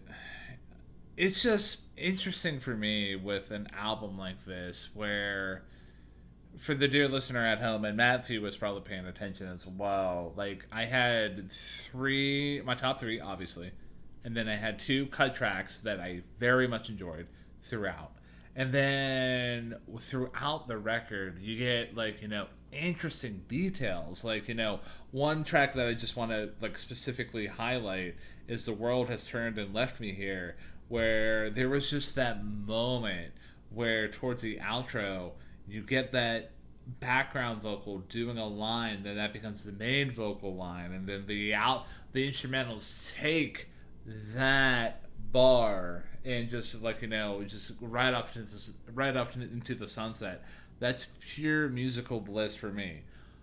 As a music nerd as I am, I very much enjoyed all the details about Buddy Holly, especially the guitar solo. Like I loved how that was a reference to Buddy Holly himself in that one specific song, and like even like the mid tracks like Surf Wax America or even In the Garage. Like, yeah, I kind of had my beef about with In the Garage, but like I've come around to it. I've accepted it as like just like the equivalent of like you order a beer and you expect it to be something else, and you're like, you know what, this is fine, I'll drink it, it's fine. But and then like you also get like just countless amount of other songs here that I can wax poetic about, and that I've already waxed poetic about. So yeah, it's just interesting to see all the little nooks and crannies that were within this album, alongside like the big songs like Saying Ain't So, My Name Is Jonas, Buddy Holly. Like obviously my top three is my top three, and then also you get Undone, the Sweater song, where that was another notable song, but it also had like a lot of just interesting points. So all that being said, after further reflection, I'm gonna give the Blue Album by Weezer a 10 out of 10. Ooh, all right. So I had a sinking suspicion that when you let me go first that we had a 10 on our hands here. But I very much respect that, man, because again, like I said, there's really not a bad cut on this album. And even though the ones that I didn't appreciate as much didn't quite elevate it to 10 status for me, this is definitely an album I'm going to want to come back to. So for those listening at home, Ryan's 10 and my 8.5 total to an 18.5. Cut that in half, you get an average score of 9.25 out of 10 because Math works, everybody. So the band that I'm going to choose for my next recommendation, and I'm not doing this because we've reviewed this album, I'm strictly doing this because this album very much falls in line of what I think of when I think of the Blue Album, which is, again, a very nerdy, DIY, do your own thing and not really care about the principles of modern rock type of feel. And that is an album what we've talked about maybe almost 3 years ago at this point, and that is Yankee Hotel Foxtrot by Wilco. Very guitar heavy, very nerdy, very powerful, very all over the place. Recommend listening to that if you like this, that's my next album recommendation, Yankee Hotel Foxtrot by Wilco. And for me, as cheeky as I could have been with saying, my next album recommendation's Pinkerton, but by Weezer. But you know what? I decided to be better than that because, obviously we'll talk about Pinkerton next week. So I'm going to recommend another Weezer album. And the album I'm going to recommend was the album that was released 20 years after the one that we just got done talking about. And that album is Everything Will Be Alright in the End. Definitely viewed as like a return to form with Weezer and their career and their discography. You get songs like Back to the Shack and just a couple other fun, noteworthy songs that definitely are seeing Weezer return back to their roots. And I thought it was like a clever nod to be like, yeah, hey, we literally just got done talking about their roots, and if you want to check out more of what they have to offer outside of Pinkerton, go to the album that's talking about getting back to their roots, because I thought that was actually a clever little nod there. So the dear listener out there, to summarize our average rating for the Blue Album by Weezer, we gave it an average of 9.25 out of 10. Matthew recommends Yankee Hotel Foxtrot by Wilco as a next album recommendation. I recommended Everything Will Be Alright in the End by Weezer, released in 2014. And yeah, so dear listener out there, if you've gotten to this point in the review, we gave it a positive rating. If you haven't listened to the album yet, what are you waiting for? Then after that, check out those other albums, man, because both me and Matthew recommend them highly. Yes, we do. And as far as this album and this review, man, wow. What a time it was. We definitely had our share of critiques and challenges, but never really full-on disagreed as far as anything. Not like we have with past reviews, but yeah, I'm very glad that we have started this little mini-series off on the right foot. Yeah, me too, man. Me too. And then, from my recollection, Pinkerton goes in a different direction in terms of what the Blue Album brought to the table. So, and it's going to be interesting for us to go through that, because we've had the heavy hitters here with the Blue Album with Saying Ain't So and Buddy Holly, just for a quick example. I don't think within Pinkerton there was a as highly of acclaimed track within that album. I'm open to be corrected, and because at the end of the day I'm a human being, but that's just my initial thoughts, man. Yeah, I'm curious, because I know that from what I've heard, again, Pinkerton does go a darker route, but I don't know what that route is, and I specifically told myself not to listen to it before we talked about it, so this will be fresh ears for me on Pinkerton. So, yeah, this is going to be a fun one. Yeah, I absolutely agree. But as for the rest of this review, I mean, we kind of already hinted at it. Ladies and gentlemen, if you haven't picked it up, we're talking about Pinkerton next week by Weezer. So if you've yet to listen to Pinkerton, or if it's been a while since you've listened to it, check it out. And also, kind of form your own opinions about the Blue Album versus Pinkerton, because at the end of next week's review, we're going to have our definitive collective thoughts, because the Blue Album produced a 9.25. Let's see what Pinkerton can do. But until next week, man, my name is Jonas, and I'm carrying the wheel. Next week's review. That's where I want to be.